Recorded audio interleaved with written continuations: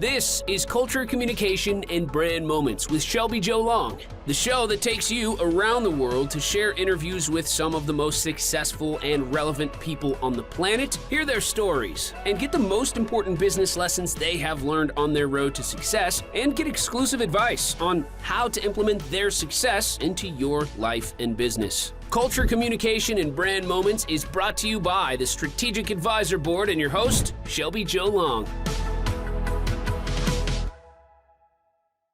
Hi, everyone. Welcome to the Genius Entrepreneur Podcast. I'm Shelby Joe Long, your host.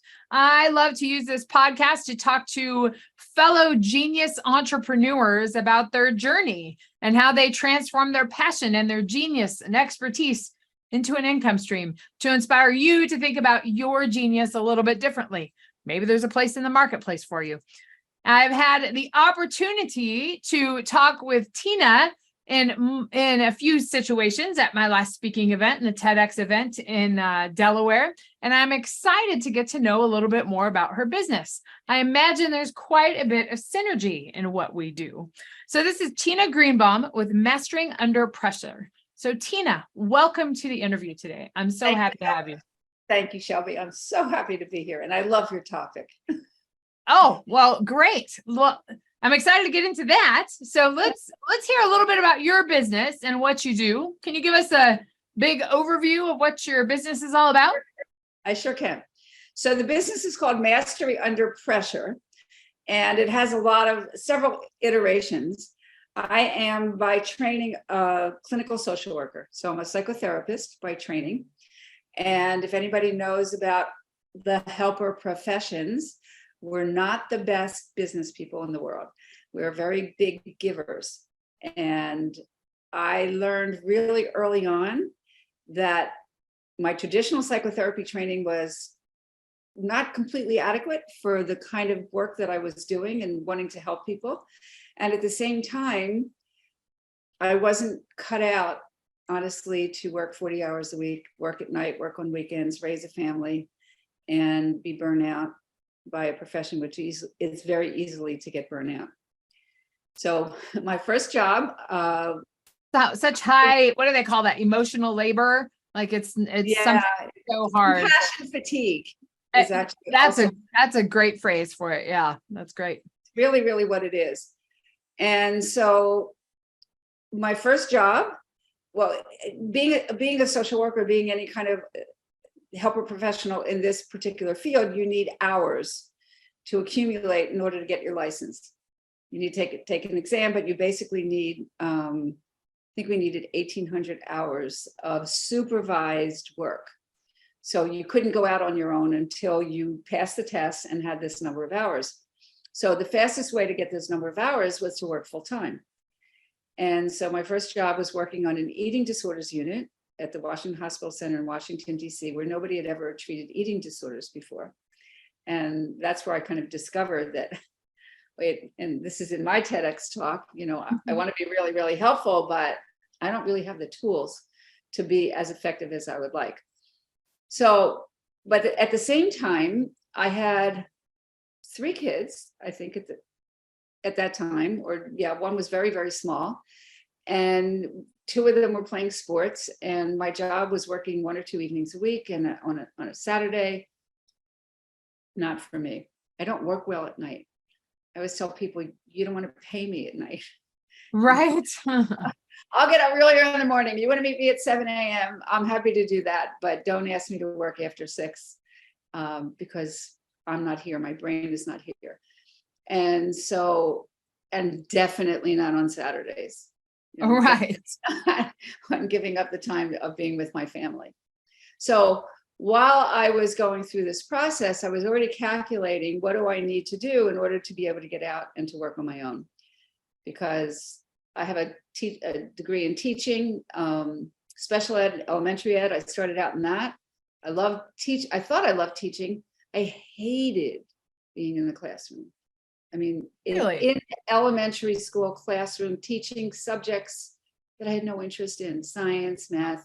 I was terrible at making bulletin boards. I don't have that level of creativity, of that artistic creativity. And I was just like, but there was a psychologist and a social worker that would come in and take the kids out. because it was special ed. And then they were working with the families, and they were working with psychology. And I said, I think I'm actually have the wrong degree. And that got me going back to school for my MSW, because that was the quickest way that I could actually figure out how to be in my own private practice, because that's what I wanted to do. So I worked I got my 1,800 hours, but I was also watching other people, how they exited working full-time with an agency.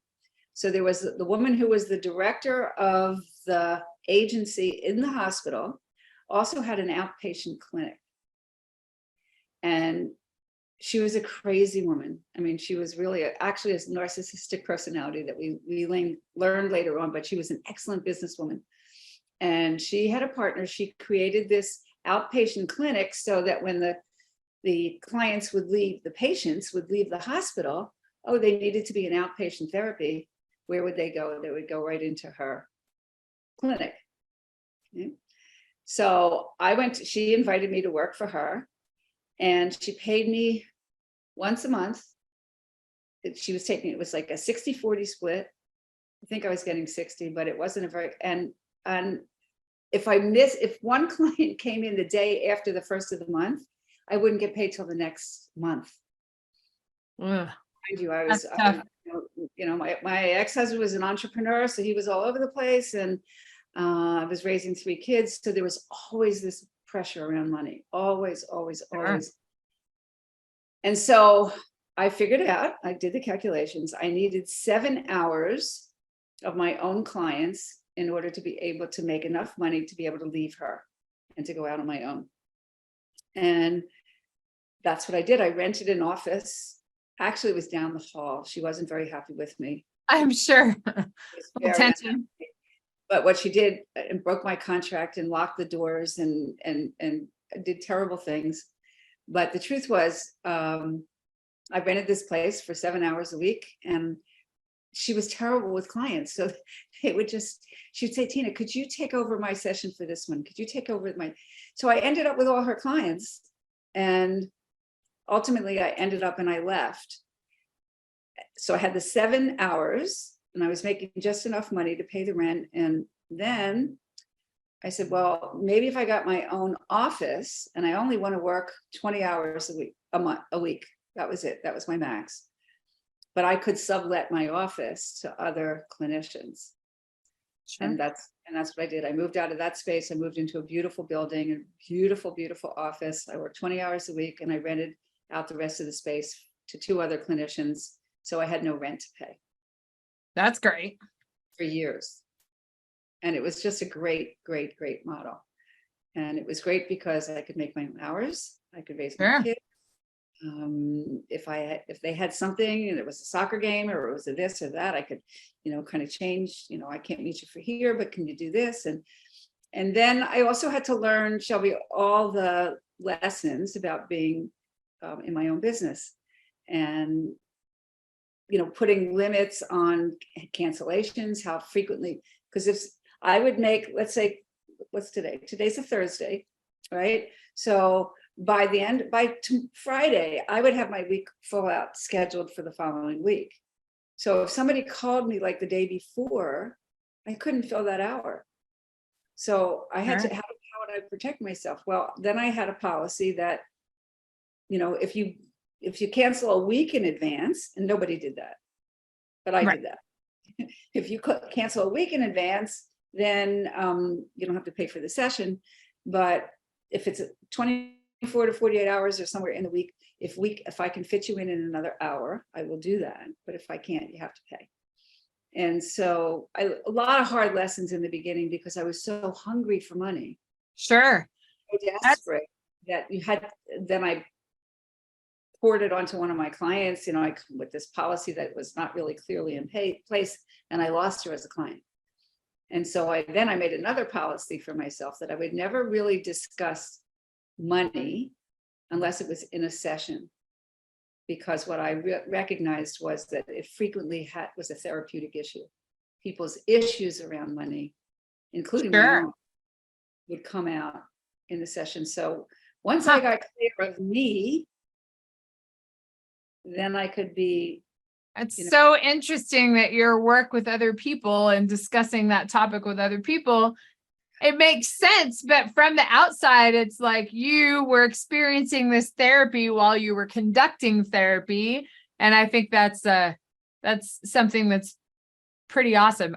A teacher too, right? Like I'm also a teacher, but when they always stay at least 2 steps ahead of your class. You might not know exactly what you're teaching, but if you have an understanding of it, you can teach it. And so it's just interesting to think about that. And that's not to say that's the only way that you teach, but just interesting that. Oh, but that was a policy, definitely. Yeah. Very yin and yang. So that's how I started the business. And then the next piece of it was every time I would get through a period of my life that was difficult, I would learn from it. Same thing. I always say I'm the guinea pig. I would process something, and how would I process it? Well, I'm just a person just like everybody else. So if this is something that typically happened to me, it would typically happen to other people. And then how could I take my experience and what I learned from it to then teach other people? Because I am really a teacher at heart. Mm-hmm. And I tell people that all the time. You can call me this, you can call me that, but I'm really a teacher at heart. I teach skills. And that's the way this business developed, because I recognize that people, in traditional therapy, you could talk about your mother, your father, your sister, your brother, you could tell the whole story, but okay, so now what are we going to do with this information? Right. How are you going to implement it into new behaviors? And how are you going to actually change? Because this was my whole career, really. Every course that I took, everything that I wanted to learn was, how do I help you change at a fundamental level? Because the body gets triggered before the mind. And so if the body gets triggered, I don't have time to think about it. How do I get there to the part that gets triggered? And so that's really been my whole career. And then I lived in New York. I lived in DC, so I worked a lot with lawyers who had to really be at their best, litigators and people that were, kind of in court and handling clients and negotiating. And I like to speak. So how did I learn how to do that? What were the skills that I needed to be able to get on stage so that I don't have stage fright? How do I? So I'm just a curious person. How do I do that? How do I do that? And once I figure out how I would do it, then there's other people with different modalities, and they might learn differently, and so on. But it would give me a clue. Well, if I did it, then if I could do it, you could do it. And then I started working with athletes. My husband teaches tennis, and that's how Mastering Under Pressure got started, because it started out as tennis to the max. He went out to talk to, and he was having way more fun than I was. I started working on a course on. You're working on the tough stuff, and he gets to teach the fun stuff. That's right. That's exactly what I said to him. You're getting into the mental blocks of performance and all of those things, and he gets to teach a skill. So I mean, yeah, but they're again very yin and yang. You need both of them to be able to be a high performer. Right. And so one day he was talking to one of his students that was going out there for a big competition. And he said, you got to go out there, you got to be confident, you got to be aggressive. I said, great, you're telling him all the right things. He just doesn't have a clue how to do it. But I know how to teach him how to do it. Yeah. And that's how it started, tennis to the max. And then people asked me, could you take it into businesses? So I just changed the title, and tennis to the max became Mastering Under Pressure. Because the principles agnostic. And the method doesn't change, but just the where you are changes. So it's very similar. I think the same. I've been teaching public speaking for over 20 years, and people speaking in front of the audience. So yes, there's always that anxiety, and the anxiety may have different sources, but it manifests the same. It looks, the symptoms are very similar in people, but the sources of it might be different. So. I like to say that there's only so many themes in the universe, but there's an infinite unique variations of them, right? Yeah. So the same thing. Yes. Yeah. So I think it's super interesting how you took your core genius about you working with people and getting, working with people in the therapy side, which is very one-on-one and discovery of foundations and how you made that more of a, here's how you deal with it. Here's a proactive piece. And now that's the core of your business, about your giving advice in a different way. So it's just. Yes. And it's much more efficient. One-on-one is very intimate and really great. And at the same time, it's just one-on-one. So when we look about how many people need help, that's when when I got divorced, which was actually 20 years ago already, I started to look at, I knew I needed to scale my business. Otherwise I could never retire. Right. And that's been quite the journey. Sure. Because all those places that I said that I lived, I started a new private practice. This was before anybody could take anybody on the internet, right? Yep. So from DC to New Hampshire, I had to close that office, and then I had to open another one, and then I had to close that practice and open another one. And so I opened 5 private practices. So I know how to do that really well, and I can teach people how to do that. The scaling part of how to scale myself, that's been the journey, yeah. That is a journey. And that's a challenge that I think a lot of us run into, because we like the one-on-one, but moving, and I'm a communication person, so I get this too. Yeah. This all why we're processing. When you go from one-on-one to working with one-to-many, you go from like such a intimate and conversation that's very personal, and you involve a lot of emotion, to speaking to a lot of people. It's a different way of communicating. So we have to train ourselves to move that way. That's transitioning our genius from the one-on-one audience to the one-to-many audiences. It's challenging. But what I also learned about myself as I was going through all my trainings and different experiences, I love the group work. I love the group dynamics. And I'm very intuitive, and my brain just makes the connections for me.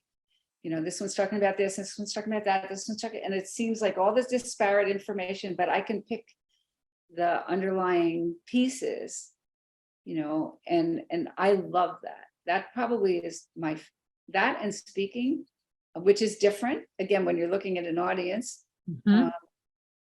But when my very first speech that I ever did on that eating disordered unit, I remember there were about 200 people in the room, and I was really nervous.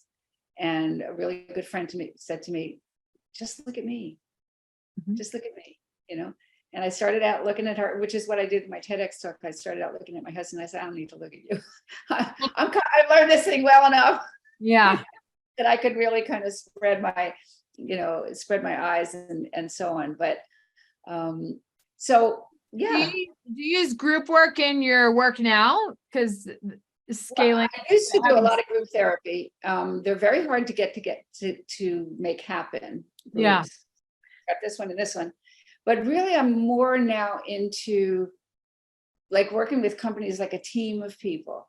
So I did something for UC Davis for one of their departments, and it was having difficult conversations. And I had a whole kind of thing planned, but what was going on was not what I had planned. Sure. And so I had to be able to shift and pick up really what really was going on, and have them talk about things that they never talked about. You're a true teacher. That's your gift. That's one of your many gifts, but that's you talk about the group. I love groups, and I love groups that are engaged all under the same vision, because those ideas just build upon each other, and you have that's why it's so good to be a part of business networking groups that are so lively, because your business ideas just build upon each other, and then here's a connection, and here's a connection, and here's a way you can do it. And I've done that before, and I think you solve problems faster, and then you get a bigger bang for it, because you might solve multiple problems, not just one. So I think because you're working outside of, you only know what you know. Exactly. You only know what you know. And so having these wonderful, smart, intelligent people kind of, hey, did you ever think of this? Did you ever think of it? No, I never did. So do you find that, you've worked with high performers, and this is, you talk about mastery under pressure. Do you find that it's the mindset that is the biggest hurdle to go over when it comes to your performance? Do you find that? I think it's not, I think it's one of them. It's not the only one. Not the only one. The way that in my program, I teach focus, relaxation. So we're starting with the body. So remember I said the body gets triggered before the mind. So how do I calm my body down that my mind is clear enough to think? Because as we know, when we get anxious and we tighten up, all the blood actually goes to the heart, goes away from the brain, gets us ready to be able to run and flee, and we can't think. Right. And that's the thing that fight or flight. They don't really kind of get that the path is not necessarily trying to think it more, because that's not where the issue is. It's really kind of that activating reticular system that needs to be calmed down. And we do know, I've got a lot of training in trauma and trauma work, and so there is definitely the gut, the head, the heart, and the gut connection. And so I teach people first how to calm down, how to create, and it can't. Everybody sort of, I like to say, Shelby, that the stuff that I teach is common knowledge, but not necessarily common practice. Ooh, I like that. Yeah, and so everybody knows when you're anxious, take a breath. So a lot of times people say, well, that'll get you to hyperventilate. Right. You're not filling your lungs. Yeah. You're not breathing from way down in your, so how do you do that? Right. And then I teach different forms of meditation. Some people like this, some people like that, some people are auditory, but basically it's learning to understand that your breath is the only voluntary mechanism we have that can change our nervous system. Otherwise, everything is automatic. Right. So if I'm starting to feel nervous and anxious, I have to practice at this breath, so that I can build. I talk a lot about building your nervous system's capacity for stress. So let's just say that this is your nervous system's, called a window of tolerance, is what they call it. Right? As long as the stress is in this level, I'm good. But as soon as the stress hits my own nervous system's tolerance for stress, we go into the stress response. And with that comes all that autonomic. We go from this parasympathetic nervous system to the sympathetic nervous system. And that whole system goes into gear. All the steroids go running through your brain, and cortisol, and you can't think. Right. So now here we have this capacity that is so much greater. It's like, it's just another problem. And working a lot with leaders. Sure. They have to be focused. Yeah. I have to be able to control that for sure. Right. And because I played tennis the other day with a woman. Her energy was so frenetic. And again, we're sponges, and I'm trained to really separate my energy from somebody else's. And this woman, she got to me. I mean, she did. I was just like, it was just constant talk and this and that. And I couldn't wait to get away from her.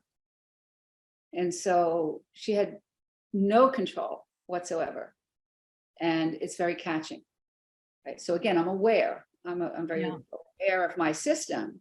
But if you're not, you take it personally, and you've got a leader that's short-tempered because the stress is too big for them, and then it just filters all the way down. So I believe our job as leaders, as people, as parents, is to learn how to manage the system. So it starts out in the body, and then I like to call it, instead of positive thinking, I call it productive thinking. Do my thoughts produce something useful for me? So we start with the concept of mindfulness. What's mindfulness? It's an ancient practice that was being thrown around, but mindfulness is really being aware in the present moment without judgment. So as soon as we get into the judgment, oh God, that was really stupid, or I'm really dumb. Somebody said to me yesterday, I really, I say these dumb things. I said, no, you may say, you're not dumb. you say things without awareness maybe, and you're not Yeah. reading the situation, but you're not dumb. Kind of recalibrating how they think about it, being Exactly. And mindful of it's them, for so sure. powerful, and to train yourself, because it So takes this time sounds, so and awareness. this is all a one-on-one thing too, but you have it in a different form. Is it in a digital program too, or a book? Where do you have all this It's everywhere. method? Everywhere. Great. It's everywhere. So Mastery Under Pressure is the book. Yeah. Program is called Mastery Under Pressure. It's online, and it's available. And then I've got one on why positive thinking is highly, actually, that one's not published yet, but why positive thinking is highly overrated. But I do have one that is how to be a confident negotiator. That's ready, that's on my platform. Same thing. I'm not going to teach, I don't teach you all the skills about negotiation. I just teach you about how to control this emotional person so that when you're negotiating, you look calm and cool and collected, even though inside you may not feel that way. And you've got all kinds of questions, but it's really cool. I mean, it's good stuff. And then I've got another one called Mastery Over Eating, because I used to work with a lot of people with eating disorders. That's where I developed a lot of this, and that's a great program. How to really kind of look at the connection between emotions and the addiction, whatever the addiction is, actually, whether it's food or alcohol or drugs or work, or because all addictions are anxiety based, and they're always about feelings that we don't want to feel. So Interesting. I learned so much. I need to read your book. I need to buy it. I'll be sure to include your LinkedIn profile and your website in the notes. I've got a YouTube channel that has just lots of little bits and pieces of a lot of the podcasts that I've been on and the talks. And then I also have a podcast called Under the Hood, where from my TEDx talk, the whole premise was that patterns that are created in childhood impact us as grownups. And so I've been interviewing leaders and asking those kinds of questions. What are the patterns that brought you to your success? And what are the patterns that you really had to take a look at, and that maybe caused you some problems and that you have overcome? So lots of places to learn a lot of this Yeah, stuff. I'm excited to check that out too. That's really interesting. We'll have to chat about some synergy between both of our books, because I think I know there is some. So just everything you're talking about. So habits, rituals, discipline, all of those things tie together. Absolutely. Yeah. Put it all together, and then you have a roadmap, and that's Sure. kind of how I started my talk. How many of you were given a roadmap to life? Not many. Not many. So once you have a map, then you start to see where you are. And this is the next thing I need to work on. This is the next thing. So Tina, what would you say is the biggest challenge of stepping out into entrepreneurship and creating a business out of your genius? I know there's some imposter syndrome, and there's some things that we could talk about, but I mean, you really have taken a couple of different shifts in your career. And what would you say is the biggest challenge of entering your genius into the marketplace? The biggest challenge is fear. Fear. Really. Fear that I'm not going to make enough money, fear that nobody's going to, my business is not going to take off, fear people are going to think I'm crazy. So the way that I think about it is, we don't want anybody jumping off a cliff. I would not suggest to anybody that you quit your job today unless you have the income Sure. to support you for a good year or so. And so again, remember, I started it by doing 7 hours. I was working full time, and then I pulled off 7 hours in my life, and I started to build from there. Once I hit the 7 hours and I knew that I could afford the space and I could afford my bills, then I could let go of the full-time job. So I would recommend definitely doing it in increments, because the most important thing, as we know, is food on the table, roof over your head. And when you're desperate for money, we make very poor decisions. Just like I told you, that woman that I, it's like pounding her. You got to pay for that session. You got to, never saw her again. Because I'm desperate for money.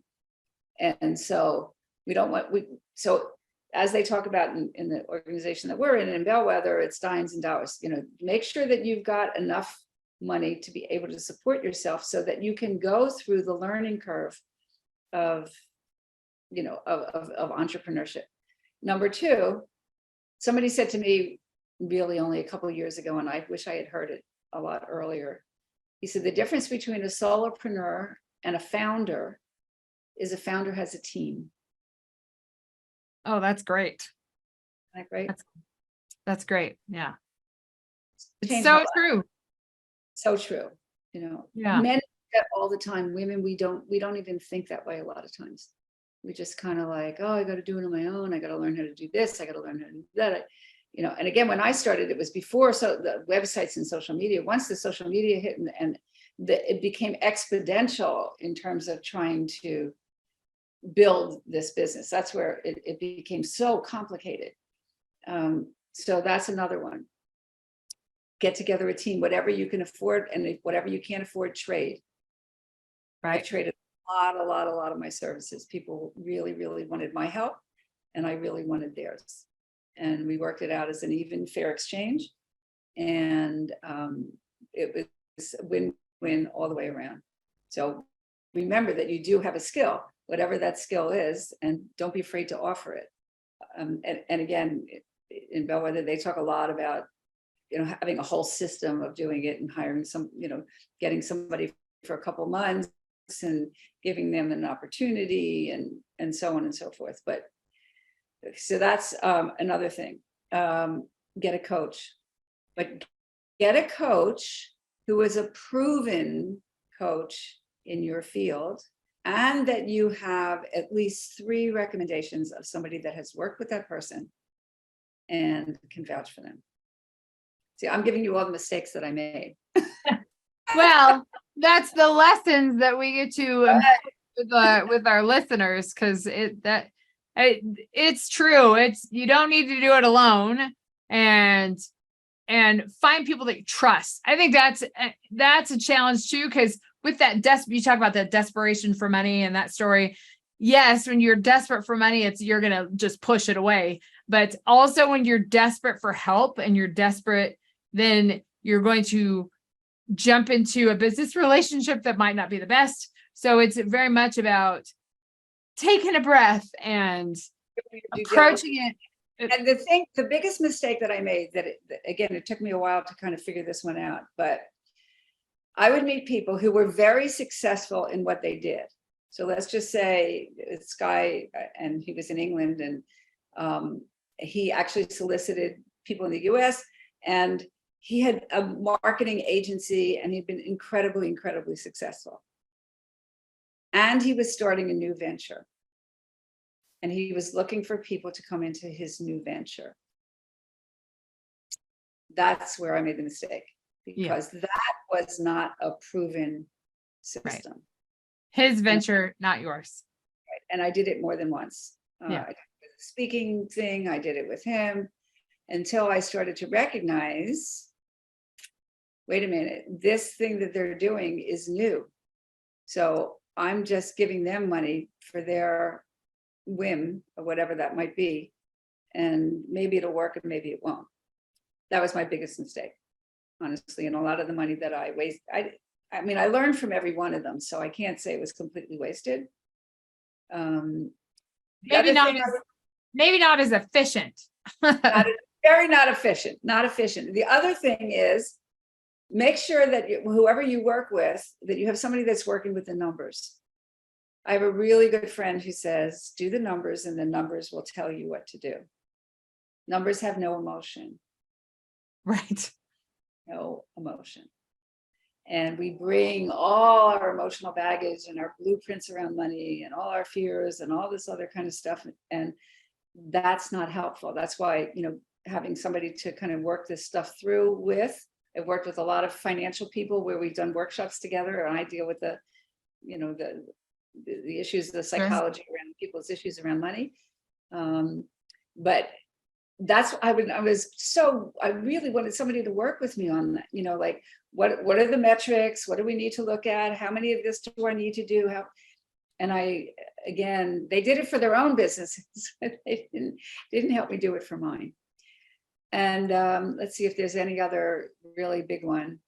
The other thing is, be prepared when you're doing your numbers to pay for your own health insurance and save for vacations, because nobody's going to pay for them. Right? And you have to lots of opportunities to vacation, but not a lot of security for money, for sure. Yeah, you have to really kind of factor that in. And when I was, and for the years after I'd gotten divorced and I was single in particular, or I would always do it. I would just take the money off the top for my taxes. I'd take the money off the top. I'd put a little bit in for vacation. I always had the money for my health insurance, the things that, as my father used to say, that money's not yours. Yep. Going to taxes, it's not yours. And going to health insurance, it's not yours. So factor those things in from the beginning. And that's pretty much it. Believe in yourself. It's hard but believe in your abilities to do the work. See, if you don't do good work, don't go into your own business. Usually the last part of the interview, I ask about the advice that you give to people out there that are thinking about starting a business, and you turn the challenges into advice. You're definitely a teacher at heart. So talk about your journey and giving advice and put some thought behind it, but then also trust yourself and trust that your skills are genuine. And every time I moved and I had to start over again, I would just kind of say to myself, well, you did it once, you could do it again. You did it once, you could do it again. And that became, because it was scary times. I would rent an office with no clients. And I remember one time, and I was sitting there with my feet up on the desk, talking to a girlfriend, for an office that I was paying, all this money, and telling her how scared I was. And she said to me something very similar. She said, it's very simple. Do you have the money to hold out until you build this thing? Or don't you? And if you don't, get a part-time job. I mean, it was just that. Yeah. The answer is right in front of you. And sometimes we need someone else to tell us that, which is why having a coach is important, which is why surrounding yourself with other like-minded individuals is so important too. Yeah. Oh, I love that. Absolutely.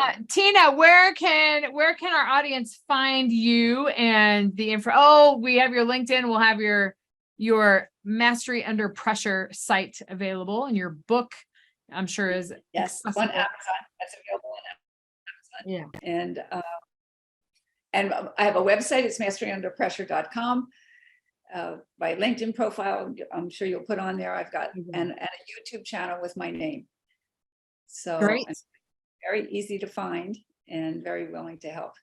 Well, Tina, you are a wealth of information for not only how to develop a business, because you have been through multiple iterations of developing a business, but in inspiring others to think about how they can maybe do it too. So thank you for coming on the podcast today. So much, Shelby. So much fun. Any final thoughts to our budding entrepreneurs out there? Yes. So people ask me all the time, if you have one thing to share, and this is what I always share because it guides my life: what's in my control, what's out of my control. That is the key to how we can reduce the anxiety, recognize it. What's in my control is to make a call and ask for help. What's out of my control is how long it's going to take for people to come to me. Exactly. What a great piece of advice. And we all have to remember that as entrepreneurs, that we've got to chase it, because maybe people aren't going to be coming to us for it. So true. More conversations, more networking, everything can push you. One more thing. Yeah, one more thing. Keep going. Because there are so many things to do. Some of the best advice I got also was choose 2 3 maximum ways that you enjoy in building your business. Okay. I mean, I really love the giving of my skills, but if I'm doing that, I'm also in business. So there's a lot of things that I don't really love doing. So out of those things that I may not really love doing, what are the ones that I actually do love? Well, I use my speaking, okay, as a marketing tool. I love doing that. I really like networking. I really like meeting other people. I like helping other people. So that's another big networking, business marketing tool that I do. And those are the 2 biggest ones. And the rest of it, I leave to other people. That's smart. You got to stay in your lane and what you love to do as you're building the business around your passion, and delegate the things that you don't want to do. Got it. You got it. I'm sure there's more. There's more. We could probably talk for another hour, but Tina, thank you so much for coming on the podcast today and inspiring our audience. That's for you, genius entrepreneurs out there that are thinking about starting a business. So many good pieces of advice. I'm here to help bring these stories to light, to help guide you in the next direction. I invite you to subscribe to the channel and to follow me at shelbyjolong.com, and we can get your business started and hopefully move you in a direction where you can build a business out of your passion. So we'll see you next time. Thanks for listening to Culture, Communication, and Brand Moments with your host, Shelby Jo Long. Please leave your feedback and visit strategicadvisorboard.com to get the latest and greatest business advisement on the planet. Follow us on social media for updates, and we will see you on the next episode.